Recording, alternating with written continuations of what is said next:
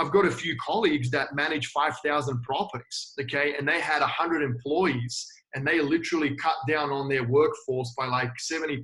And now they've got 30 employees, and they've got 20 to 30 virtual assistants.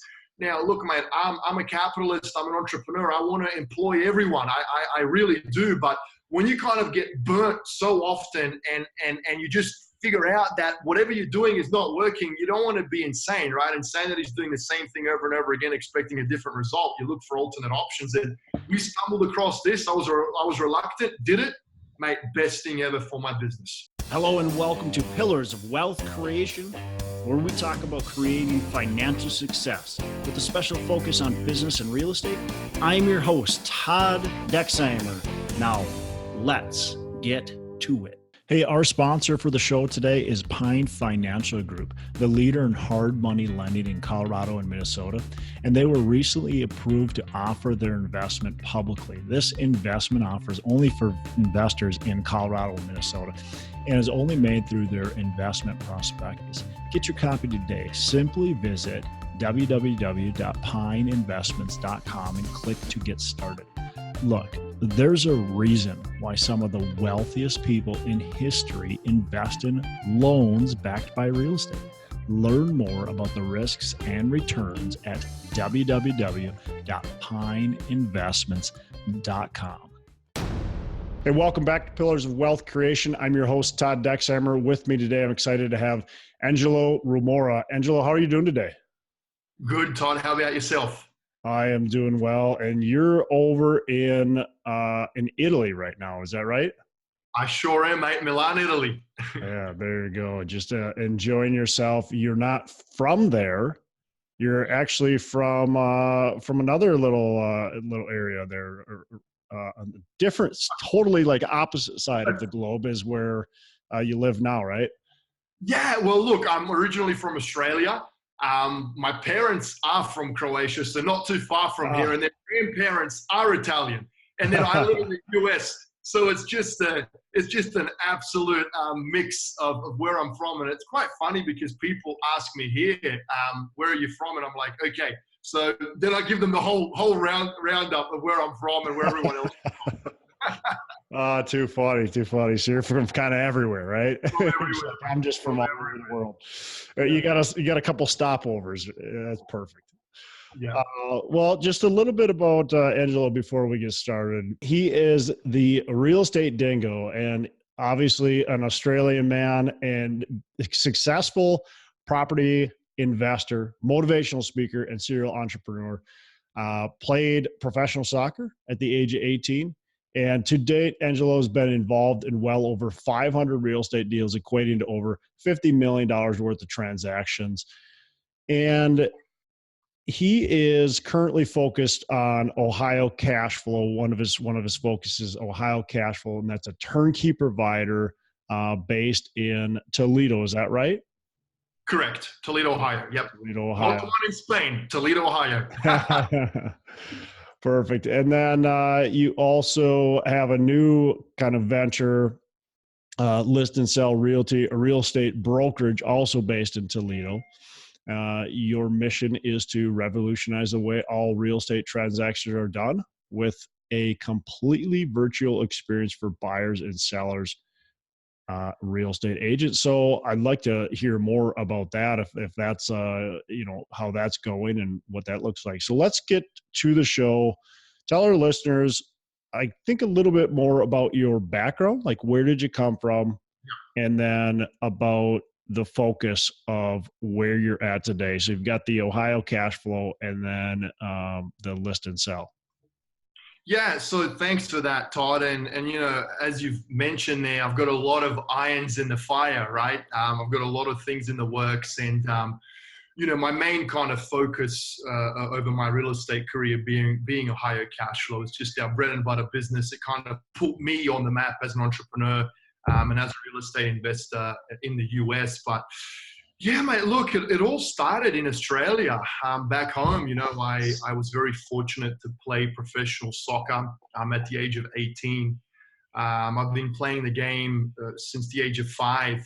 And I was so passionate about it and obsessed that I even quit school just to continue chasing my dream of becoming a professional soccer player. And I'm humbled to be able to say that I've achieved that. It's probably still the biggest achievement to date in my life, because if you look at the statistics of how many kids are kicking the ball around the world, not many of them make it. So yeah, mate, look, unfortunately, that kind of came to an end, and I just decided to hang up the boots. And the reason for that was I didn't feel that I would be able to achieve the level of success that I hoped for throughout my younger years, where at the age of 30, per se, I would have made enough money to be able to live the life that I want to live, and of course, help out my family and friends live the lives that they want to live. So I reluctantly decided to hang up the boots and just kind of go down a different path.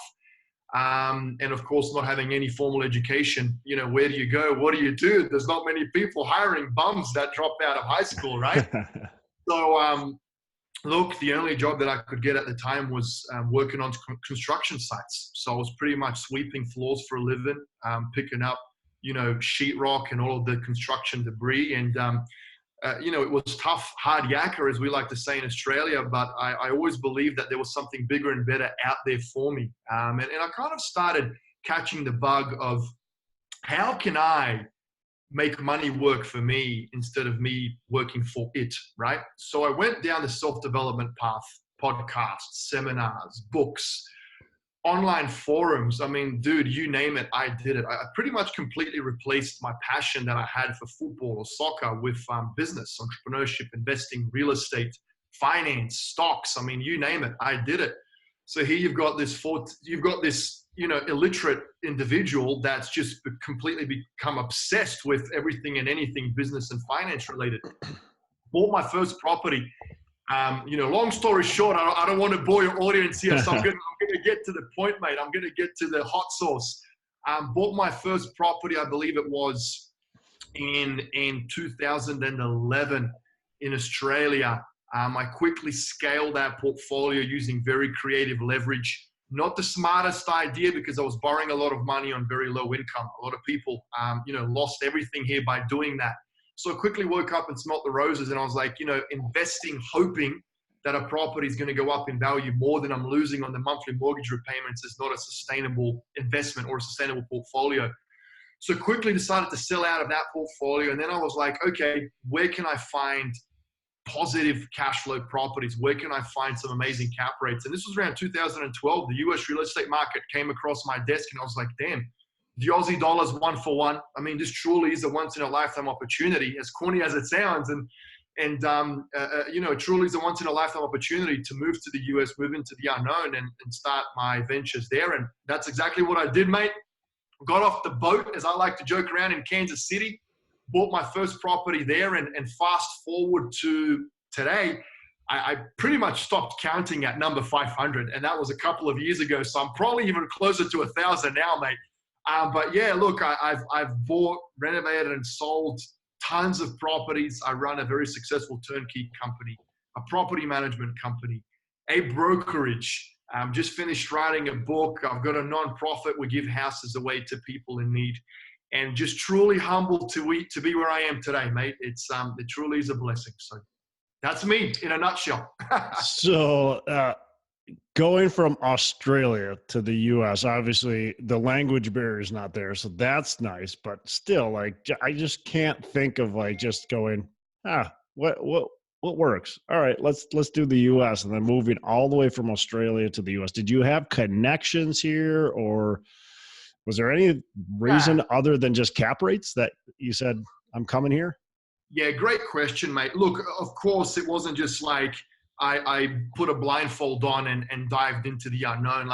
I spent, I believe, over 6 months of conducting due diligence on the various markets and meeting the right people, because, I've kind of got a saying, and it goes like this: if you buy the best house in the best street in the best area with the best capital growth projections, but if your property manager is incompetent on the street, you're going to lose money because they're going to steal your rent or they're going to misplace it, right? So it really comes down to establishing trust and relationships with key individuals in any market or in any business venture before you decide to take on that venture. So that was kind of my, I guess, main objective is, meet as many people and learn as much as I can about the markets. And then when I kind of felt that I did know a thing or two, I decided to take the plunge and move to the US. But to be honest with you, mate, even the language barrier is different. Like in construction terms, it's a lot of the terminologies are different.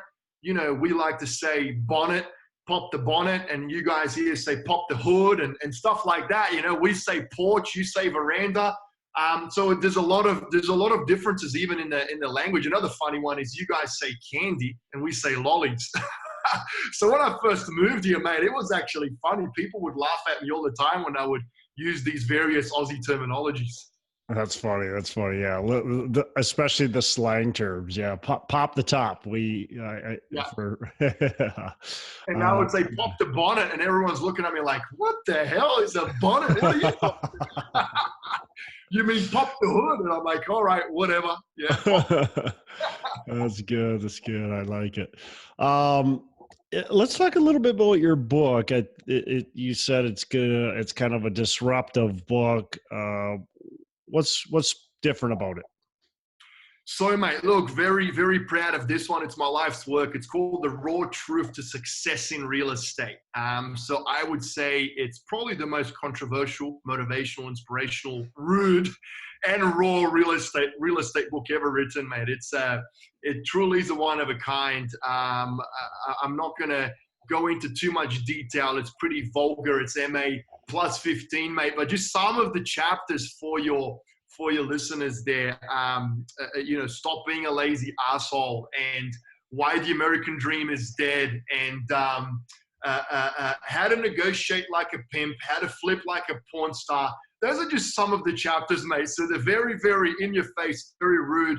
But that kind of, I guess, reflects my personal style as an entrepreneur. I'm rough around the edges, but what's from within is always genuine and honest. My reputation is pristine. But yeah, mate, look, it's not a fluffy real estate book. It's a true kind of kick up the ass real estate book where it should get people motivated to actually go out and make things happen. There are too many fluffy books on making money without having any money, right? And I just don't believe in those strategies when it comes to real estate investing. I also don't believe in the various fake shows that a lot of unsuspecting mom and dad investors see online, and then they think, okay, cool, I can put on a Rolex watch and paint my nails and go buy a $10,000 bathtub and make money just because pretty blonde and pretty dudes doing it.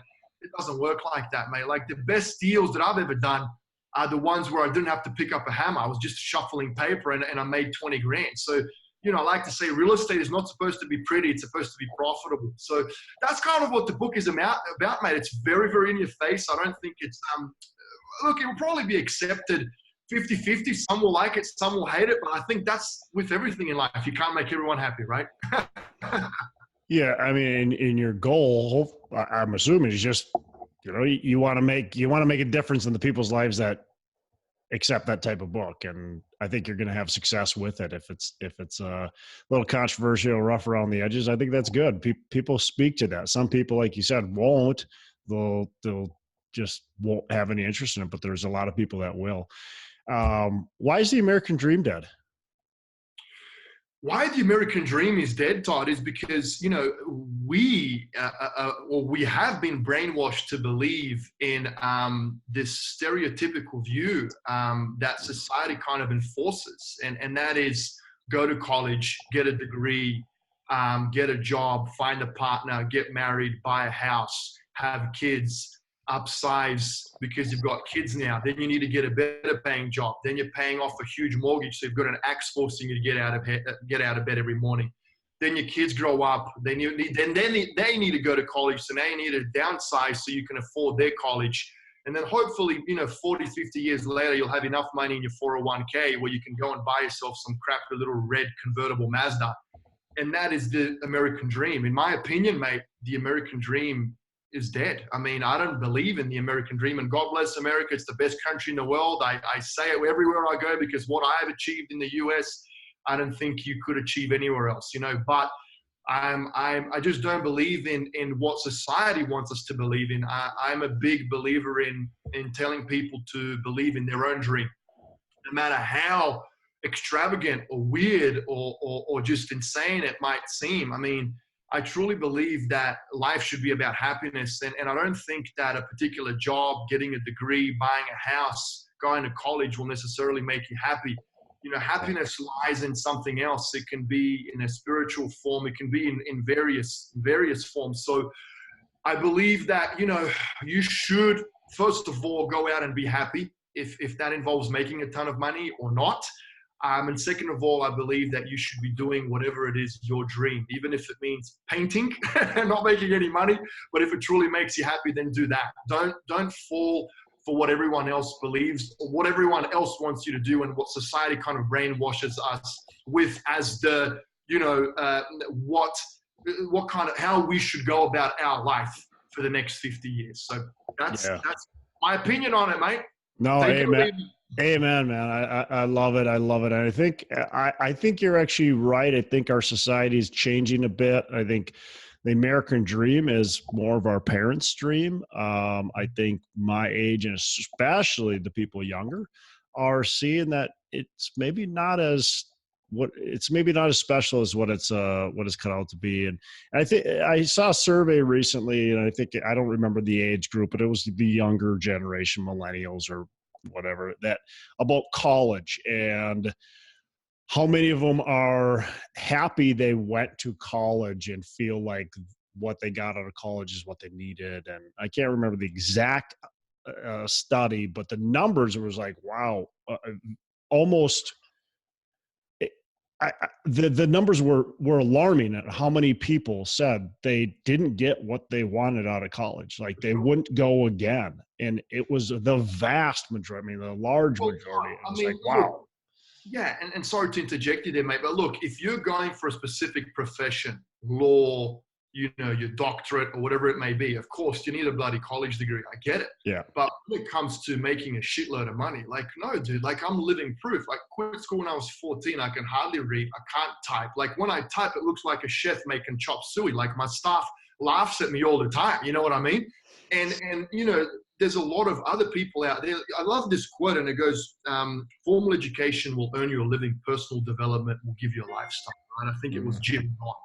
So, you know, that's the path that I went down. I went down the personal development path. And look, I'm not saying don't go to college, don't get a degree. You know, it's great, get a degree, go to college, but it doesn't mean how successful or unsuccessful you will be in life. And then I can pose another question here, which is a little bit more philosophical. What is success?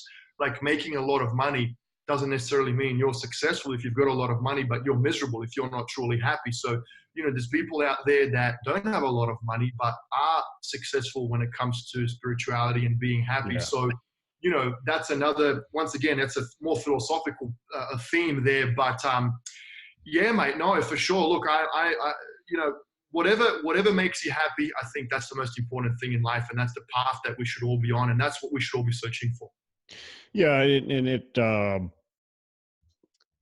it'll be interesting how this changes. If it does, like if these people, you know, the younger generation, my age and younger, aren't excited about the school they went to, are they going to be pushing their kids? And probably not. So it'll be interesting to see if that changes, if the paradigm shifts a little bit. What's the difference between the U.S. and Australia? You talk about the American dream. What's the Australia dream? What do people believe in there and want to do? Do they go to college, get a job, all that kind of stuff, or is it a little different? Great question, mate. Look, I think it's pretty similar, to be honest with you. Like Australians are fanatical about owning homes, right? Everyone there is, you know, always about their backyard, right? And throwing a shrimp on the barbie, mate, right? So even in Australia, I think the perception is it's all about, you know, getting a degree and getting a good job and buying a home, right? Even though real estate prices there have been absurd for many years, like the median house price is $900,000. And I'm talking about like a crappy little fibro shack, you know, an hour and a half from Sydney, right? So it's just crazy when it comes to the real estate prices there. But yeah, mate, look, it's very similar. It's very similar to here. I think it's the same for the whole world, to be honest with you. Like even in Europe, everyone's always about wanting to be able to buy a home and live in it. Like for me, mate, I'm in Italy, Milan right now. I own a crib in the Bahamas. I own a condo in Japan, right? I mean, I don't care about having a 5-bedroom, 3-bath, 2,500 square foot double garage home somewhere in Ohio in a good school district so my kid can go to school there. Like, serious? There are so many various ways of online education that she's doing right now, for example, where she can study the curriculum and do whatever she needs to do and pass the grade by studying online while we're traveling the world. You know what I mean? So once again, what is your dream? Like, don't anchor yourself to a specific location.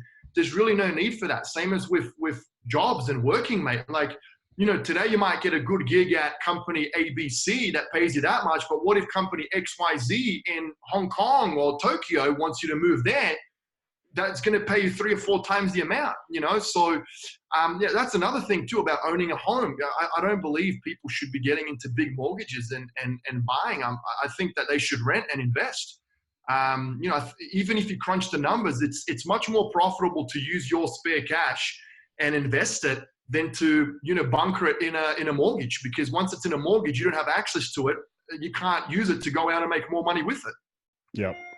Yeah, I couldn't agree more. I mean, there's a few strategies I think that, yeah, great, go ahead and you know, buy a home, like the house hackers and stuff like that. I think that's an okay strategy. But other than that, I agree. I mean, it's way better to rent and to use that money to invest. So, hey, let's take a minute to thank our sponsor, Pine Financial Group. Look, you work hard for your money. Is your money working hard for you? Because of inflation, money sitting idle erodes your wealth. Many investors understand that real estate is a great investment, but may not want the effort or the risk that comes with owning their own property. They want to sit back and have payments hit their bank account each and every month. Stop eroding your wealth and start building it by asking your money to work for you. You should be earning profits while you sleep, an investment backed by real estate. Pine Financial Group, the leader in hard money lending in Colorado and Minnesota, was recently approved to offer their investment publicly. This investment offer is only for investors in Colorado and Minnesota and is only made through the investment prospectus. Get your copy today. Simply visit www.pineinvestments.com and click to get started. There's a reason why some of the wealthiest people in history invest in loans backed by real estate. Learn more about the risks and returns at www.pineinvestments.com. It's www.pineinvestments.com. You've got several successful businesses, and you've built them essentially from scratch. So what's some advice you would give our listeners on how to build and operate a business successfully? Maybe, you know, couple 2 or 3 key factors. Well, you put me on the spot there, mate. There's so many. I guess the number one would be that you will get screwed, and you will get screwed hardcore. And I mean by absolutely everything and everyone. From employees to business partners to even clients. You know, there's a lot of promises, but people do not deliver. There's a lot of shady operators out there, and you have to understand that that is just a learning curve. As long as you kind of pick yourself up and dust yourself off and never give up, you will prevail. You will succeed, and you will eventually get to smoother sailing, but it never really will be smooth sailing. You're always going to be, you're always going to be on call, and you're always going to be on standby for something, right? That's the life of an entrepreneur and a business owner. So that would kind of be the most important thing, mate. I can't even remember. We stopped counting at $2 million in losses, from contractors to employees embezzling money. And I mean, you name it, 6 years running the various companies. I've seen it all, mate. I've witnessed it all. I've experienced it all. But one thing that I've never stopped doing is waking up before everyone and going to sleep after everyone, right? I'm the first one in and the last one out. I turn on the lights and I turn off the lights. And that's why we are still here and why we're still thriving. Other people come and go. You know, they don't really go up. They don't really end up doing anything meaningful. But, you know, it is what it is. We keep moving forward, right? So that's probably the most important thing, mate. Another thing too, that's kind of on my mind right now, so I'll share it with your listeners. And this is speaking from experience. Someone that unfortunately has gone through a lot of people within our various organizations. And I'll put my hand up first of all, and I'll say, look, I'm probably not the best person when it comes to hiring and retaining and evaluating. I kind of believe everyone and I trust everyone, and I'll give everyone a job and I'll pay them a fortune. So I need to learn that skill as an entrepreneur to get better. But I'll tell you what, mate, I am abso-freaking-lutely, Todd, in love with virtual assistants. So as soon as you have the need from a operational standpoint, as in you have various tasks that you cannot execute on yourself, or you want to scale the company and you want to grow, I would strongly encourage you, as soon as revenue also allows you to do so, I would strongly encourage you to team up with a VA type business based in India, the Philippines, or wherever. Of course, look for someone that's trustworthy, get good referrals, make sure that they're already in the same industry that you're working in. Don't go hiring VAs one-on-one, go to a company. Really? Then, what company do you have any suggestions for, like, real estate VAs? Oh, mate, the company that we work with is Global Strategy. And they're fantastic. They specialize in real estate. They specialize in property management. I mean, these guys are great.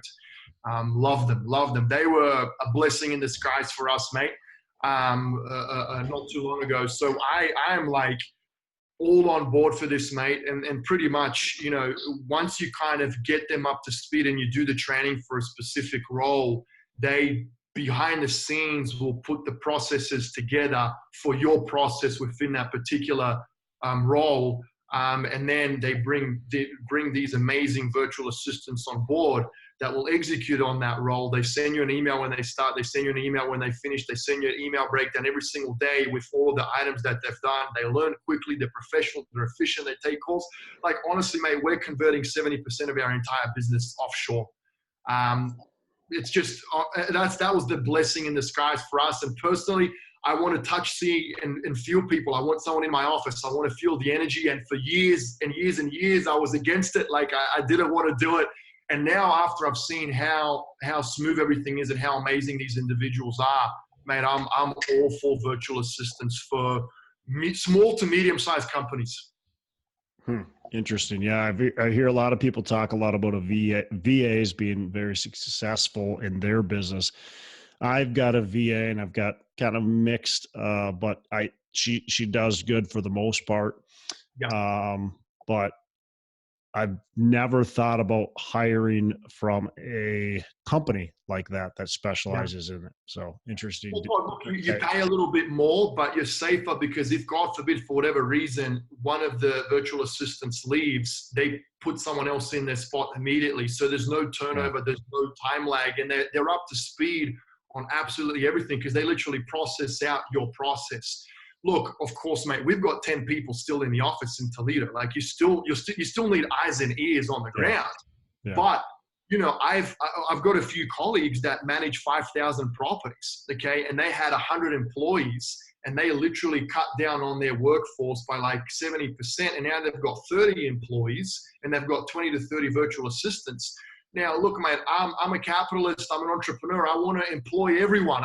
I really do. But when you kind of get burnt so often and you just figure out that whatever you're doing is not working, you don't want to be insane, right? Insanity is doing the same thing over and over again, expecting a different result. You look for alternate options. And we stumbled across this. I was reluctant, did it, mate. Best thing ever for my business.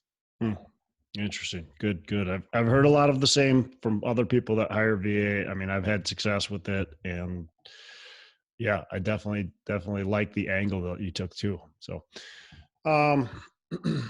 you've already kind of hit on mistakes, but is there any other mistakes? I always like to get one of your bigger mistakes that you've had in business, and then how did you learn from that mistake?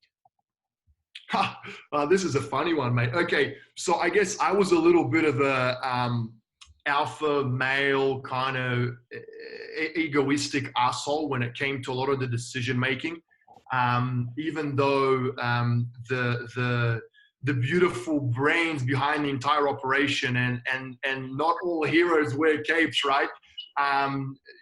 Dominique, my partner in life and in business, she's always kind of been behind the scenes, mate, and she truly is the one that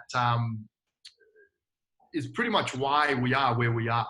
But I did not listen to her when it came to partnering with individuals, hiring people, various business decisions, because I thought to myself, you know, what do you know? I'm the dude. I should be the one calling all the shots, making all the moves, blah, blah, blah. Even though she was quiet, she was behind the scenes.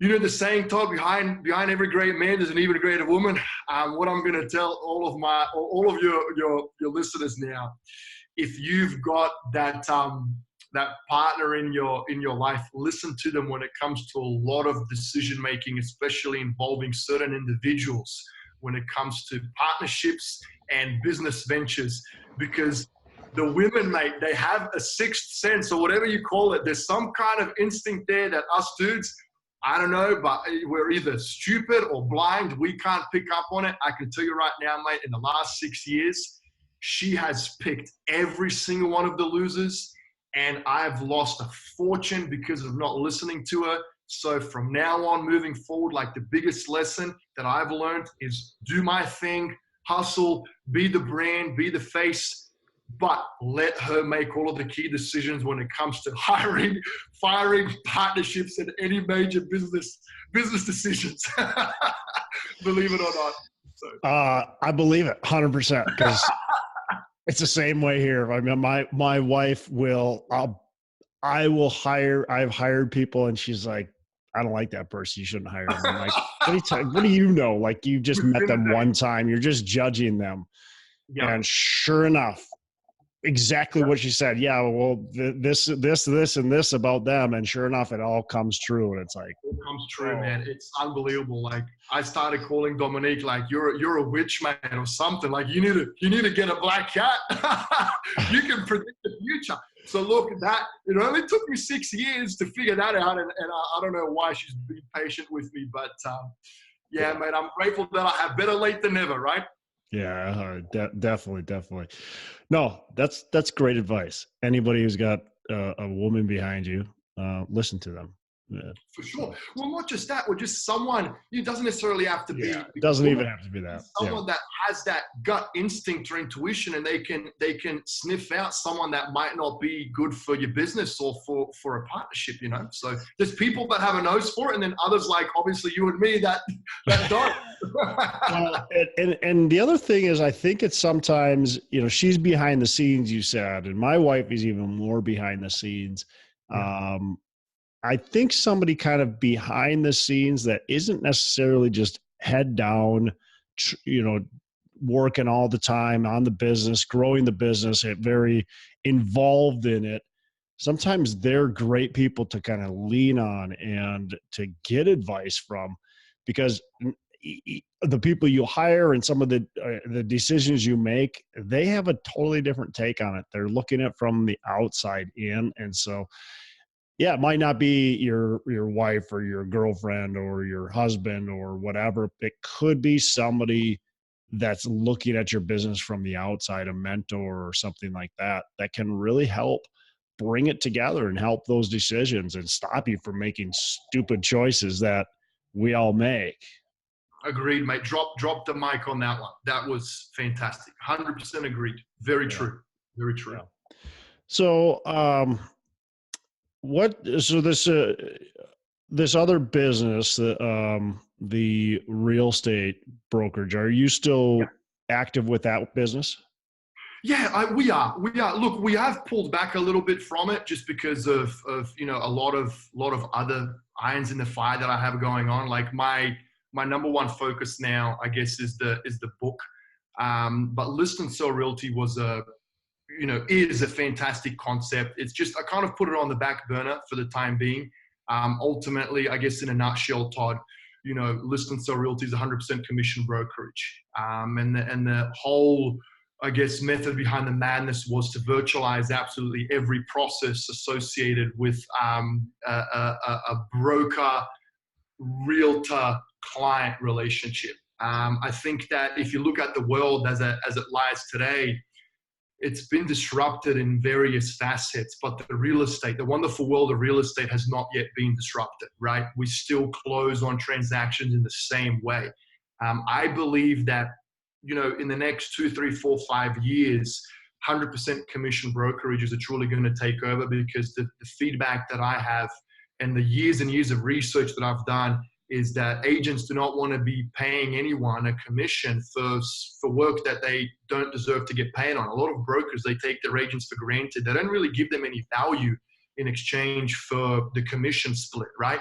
Yeah. So you're seeing a lot of these other bigger brokerages that are kind of transitioning more into a higher split to the agent, or even a 100% commission model where it's just a monthly fee or a per deal fee. I personally believe that's the new wave of real estate brokerages. Second thing is, I think that the real estate brokerages that are going to be very heavily tech-centric are also going to win. Why that's the case is because if you've been living under a rock, then you'll know that tech is taken over. I mean, there's self-driving cars without a person in it roaming around San Fran right now. Okay, Google's testing them, and God knows what else. I think we're going to start getting drones delivering packages somewhere in Virginia. That's what Amazon's doing. So ultimately, it's only a matter of time before the real estate world completely becomes tech-centric too. My prediction around 6 months ago or a year ago, mate, I think that brokerages are going to become extinct. There's not going to be brokerages anymore. I think that real estate agents will be held accountable on a state or nationwide standard through technology, blockchain in particular. I also feel that title companies are going to become extinct too. I don't think there's going to be a need for a title company in the not too distant future either, because they're slow, and there's other ways where title can get done quicker, easier, more efficient. Once again, I also think blockchain is going to have a play to that. Don't ask me about blockchain and crypto because I don't know too much about it, but I know enough to be dangerous. And last but not least, mate, in the future, I think that real estate agents are also going to become extinct. I know that's kind of saying you're crazy, but whatever, you've heard it from me. So Engelo Rumero says real estate agents are going to become extinct because, there's already platforms out there that are completely taking the agent out of the equation. I can't name any of them off the top of my head, but it's happening. It's there. Look, I still believe that people buy people, and an agent does sell a home. But, in the years to come, I mean, I think agents are not going to be playing a major part in the real estate transaction. So all of you real estate agents out there, you're in a prime position right now to get yourself educated on real estate investing, buying, fix and flipping, wholesaling, real estate investments trusts, commercial real estate, whatever. You should be real estate investors, not just sales professionals. That's my message to all of the real estate agents out there. Yeah, I think you've got a lot of valid points there. I mean, as far as the blockchain, I'm not an expert in that either, but technology is moving quickly. It feels like it should be a very long time from now before title companies are erased and before brokers are potentially erased and all this kind of stuff. But it probably will come sooner than any of us expect because of how quickly technology is working, because there's companies out there that do want to. They see the opportunity. They see, man, these title companies are taking way too long. They're oftentimes the ones that are pushing the closing dates back. Making mistakes. We can take and make this way more efficient and quicker. And then same thing with brokerages. Like, what is the broker doing? I mean, the brokers, they're done. Brokers are done. Brokers are looking at the paperwork, making sure it's all done right. Well, if it's entered in, we can have a checks and balance system pretty easy. So I agree with a lot of that stuff. The real estate agents, I think, is going to be the harder disconnect, because you said relationships sell. People want relationships. People want somebody bringing them through the house, making them feel warm and fuzzy. But as the generation continues to, come in, that's a very tech generation. I do see that potentially happening. We might have real estate agents still, but a real estate agent, instead of making a 3% commission on a house, they might make a 0.5% because they're kind of a hand holder now versus what they are today. So they might still be around, but it's totally different role. And probably if you're going, hey, I love being a real estate agent, I want to do it. Well, then learn how to be a commercial real estate agent, learn that type of business, learn how to deal with investors, because that's probably more valuable. The hardest to replace. The hardest to replace. Or replicate or get tech to completely eliminate. Yep. Agreed. Yeah. Agreed. That's crazy stuff, though, to think about, man. I know, mate. It's futuristic. Like, it crossed my mind. I wrote it down somewhere, and my prediction was 5 to 10 years brokers are done, 10 to 20 title companies are done, and then 30 plus, you're going to have robots showing properties. Like, honestly, as crazy as it sounds, dude, but that's like, look, as I said, mate, our kids will never drive. Like, what the hell is that all about? I've got a 9-year-old and she's probably not going to drive, dude. Like, even now, Tesla bloody drives itself. You know? So, I mean, it's just around the corner, and just be aware of those things. Like, don't be under a rock. Always kind of read up on what's going on in the world. There's a lot of crazy stuff going on. Don't get too consumed with it because you're going to go nuts. But, you know, especially in your industry, you have to know what's going on. You have to understand all the technological advances out there. Yep. Well, and staying with it allows you to stay ahead of it, or at least beside it, and it moves fast. And your timelines there, they could possibly be cut in half the way technology moves. And so just understanding kind of what's happening, it doesn't mean you need to, run for the hills or, panic of what's going on. It means you need to be very aware of what's happening and educate yourself on how to, be prosperous no matter what happens. I think that's maybe the most important point you made earlier is, change. You become an investor, learn how to do that. Adjust. We're running short on time. I got a couple questions I want to ask you. What's your favorite book, or what's your favorite book? Oh, well, mate, my favorite book now that I'm reading every day is The Life of a Stoic. There's a lot of books that I like, but The Life of a Stoic, mate, it's just a daily page on Stoicism, from the greats like Seneca, Marcus Aurelius, Epictetus, Rufius, Musonius, or whatever his name is. So I'm kind of in that phase of my life now, mate. I'm truly a big believer in Stoicism and just being a good human being. So Life of a Stoic, is that written by anybody? Do you know who that's written by? Oh, I can't remember. I've got it. That's all right. But I can't remember. I'll look it up. I'll Google it. Throw it on. Ryan Holloway, I think, the author of The Obstacle is the Way. Okay. Perfect. Last question. I got two more questions. How do you like to give back? Best feeling ever, mate. But what do you do? How do you like to give back? So we've got a non-profit, homegiveaway.org. We give houses to people in need. So no hidden agenda, mate. I'm not selling raffle tickets. It's a free house. I made the stupid mistake on live television, and I said I'm going to give 100 houses away in the next 10 years. And that was 2 years ago. So 4 down, 96 to go, man. I don't know how we're going to achieve it, but I guess the last 2 years, I'm just going to have to not do a single house for profit and give every single house away to someone. So yeah, like what I want written on my tombstone, Todd, is Engelo Rumero. He gave it his all and gave it all away. So you can't take it with you, mate. And there's a lot of people out there that are in a much bigger need than we are. So I guess I want to help as many as I can. Yeah, there's no point to be the richest man in the ground, right? Agreed. Last question. What are your 3 pillars of wealth creation? And I didn't prep you for this, so it's off the top of your head. What are your 3 pillars of wealth creation? As in 3 pillars. Give me an idea. Just whatever comes to your head. Some people talk about, more of the mindset. Some people talk about things you have to do, whatever comes to your brain. All right. Number 1, hard work.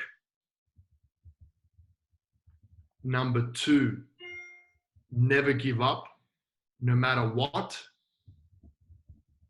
And number 3, the more you give, the more you will get. I love them. Yeah, very good. Excellent, man. See, there you go. That's why I don't prep people, because they always come up with great ideas, and those are all great. You little trickster, you. Well, I got one more question. How do our listeners get in touch with you? Google, mate. Google's your best friend. So just Google Engelo Rumero or Ohio Cash Flow. I'm happy to help and just point you in the right direction, if nothing else. Perfect. Well, thanks a lot. I appreciate you being on the show. Tons of value. I love the conversation. I love your energy. You take care. Have a great rest of the day. You too, mate. Thanks for having me. Hey, special thanks to Engelo for joining us on the show. Appreciate the value he was able to add to us and the energy he brought. So first of all, a couple things I took. Look, he talks about you're going to get screwed, right? He says you're going to have challenges. Negative things are going to happen to you, but you got to take the positive out of it and learn from that experience. So it's just a learning experience. Make sure you keep on pushing on. Being an entrepreneur, it's not all sexy. There's plenty of hard times. So just learn from that. Next thing he talks about is hiring a virtual assistant, hiring a VA, or just an assistant. Make sure you hire somebody sooner rather than later. Get somebody on your team to help grow and expand your business. And then the next thing, the last thing he says is never give up. And that's the theme, is never give up. Continue to push on. Again, tough things are going to happen, but if you continue to push on, if you keep on fighting, you're going to have success. If you get through those tough times, you're going to see yourself with success. So again, appreciate Engelo for joining us on the show. Say, if you are looking for taking your multifamily game to the next level, taking your business to the next level, most of you know I took about $20,000 and turned it to an 8-figure net worth. And what I would like to do is help other people do the same thing.